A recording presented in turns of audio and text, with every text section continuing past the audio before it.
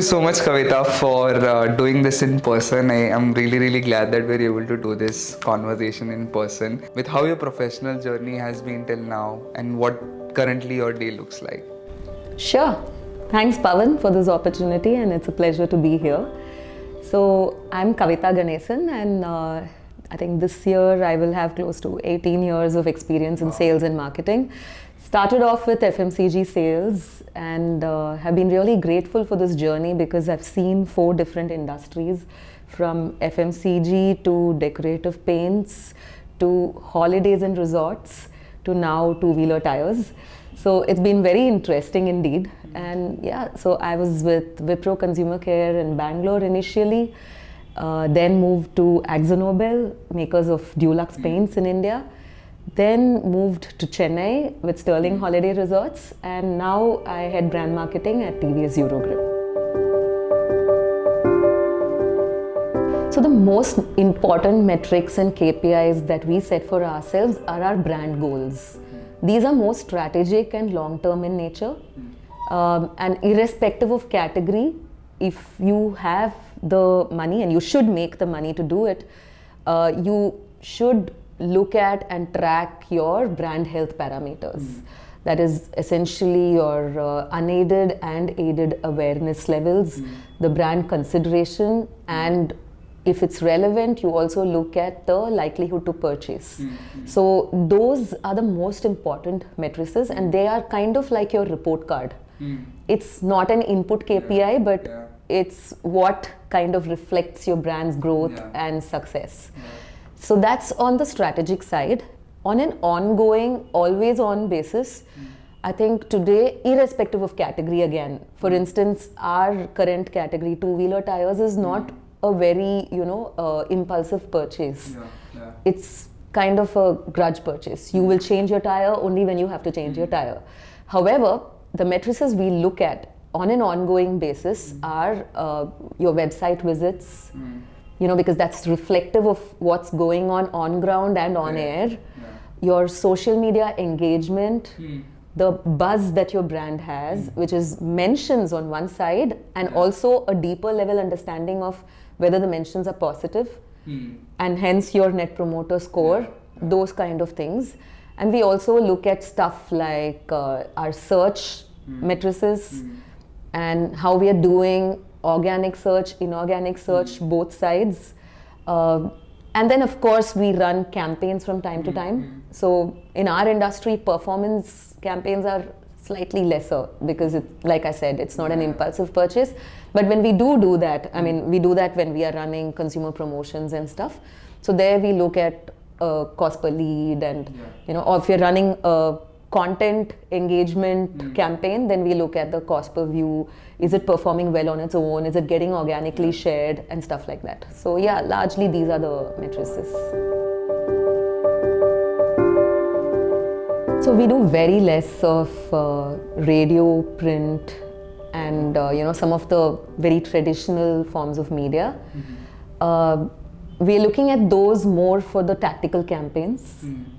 Or we look at it in a long-term awareness building kind of a way. But yes, today it's largely between TV and digital. And we have seen a year-on-year increase in the digital spends.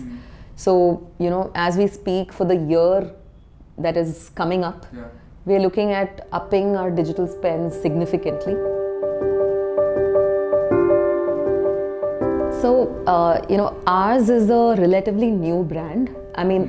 The company is really old, has its legacy, but we rebranded ourselves as TVS Eurogrip in 2019, and COVID hit soon after. So our real brand marketing efforts have been concerted only since 2021, beginning of 2021, the last 2 years. So the brand is still in a very nascent stage. So in the last 2 years, our brand strategy focused on building top of mind and spontaneous awareness. So there was a lot of impetus on the master brand communication. We didn't get into a product level communication or even RTB led communication. We kept it at a brand level because the task in front of us for the last 2 years was to say, hey, I'm TVS Eurogrip and I have a whole range of tires for all kinds of two-wheelers. So that was the task we embarked on. And to a large extent, our brand strategy, both from a communications and media perspective, followed that. Of course, we would have, tactical content, moment marketing, some, special films for different phygital properties that we built, or around some of the special occasions and days over the last 2 years. Now the task in front of us is slightly different. We need to catapult the brand now. So this year we would be looking at a slightly different approach.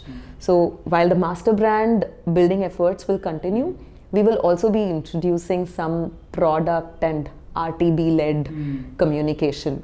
So we will treat it differently through different media channels. That's the whole idea. So I think it's definitely going to change life further. I mean, life has already changed quite a bit in the last 5 to 6 years. So I think already if you look at a marketer today, there's a large amount of AI and machine learning interventions that are happening at different levels. For instance, something as simple as customer segmentation. Traditionally it was demographic and psychographic profiling. If you can tell, how was it 18 years ago when you started and how it's today? I'm sure a lot of tools and everything would be there today, but how was it back then? So then it was largely demographic and psychographic profiling of customers and, approaching the right segment. Then there were industry body tools that were available to help your media planning. So I don't want to name the bodies here, but they've been there and they're still there. So it was largely dependent on these large, hopefully neutral bodies that would give you tools to do your media planning as per your customer segments. Correct. So they would do the market research and consumer research and all of these things, and they would just release this out. कि यहाँ पे ऐसा हाँ ठीक है okay. I mean, a lot of them have been there through the years. There's IRS, there's BARC, all of them have been there, and they really help you in your media planning. But today you have a whole new way of looking at things, and it's at every stage. You take customer segmentation itself. Over there today you have so many tools, proprietary either to brands and companies if they feel the need to invest in it, or with your media partners, where you can do affinity analysis on the demographic and psychographic profile that you're looking at. You can study your TGs, your target groups, digital behavior, social media behavior. If you're an e-commerce brand, you can look at how a customer is behaving on your website. And you have heat maps that show you where they are dropping out of the purchase funnel, for instance. So it's all, data science has really improved how you can segment your customers. And then there are also algorithms available to peg a value to each customer segment and then go after the relevant segment. That's on a segmentation level. Now let's talk about leads. Again, today you have so much of technology available that you start from just kind of qualifying your lead to deciding whether it's the right lead for you, nurturing the lead, targeting them at the right time of the lead's life cycle, hopefully converting them, and then there are tools to help you kind of induce customer loyalty and really work on the end-to-end lead management. That's on the lead side. Then let's say you have a customer database. Customer engagement has also gone to the next level today. So firstly, there are machine learning tools that help you offer customized, personalized brand communication to different customer segments. And it's just taken brand comms to the next level. So you know when to say what to your customer segments.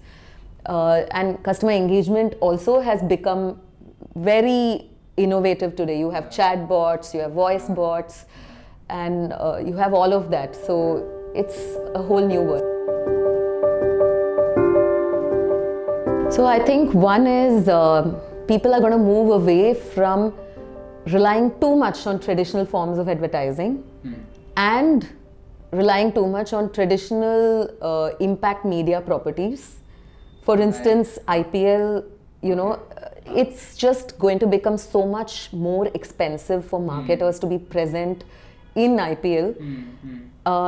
And possibly people are going to look at alternate avenues to invest to build their brand.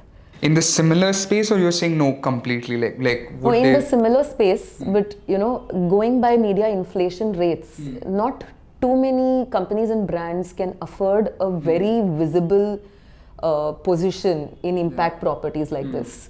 So it's going to be a little more spread out.